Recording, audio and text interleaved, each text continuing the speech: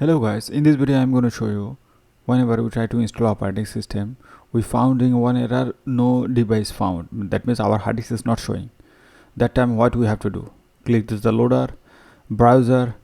They are having a one software named RST Win. That one is the RST1 Intel software. We copied our pen drive, selected our location, and I hit the driver also. Then after click next. Anyone is the click next. Selected this one is Intel RST controller driver.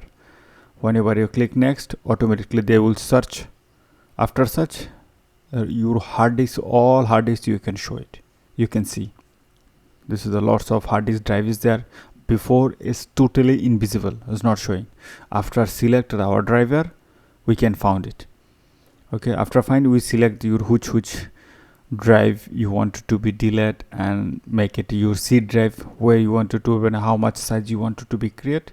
Selected your hard drive, selected your drive, then after click next. As easy.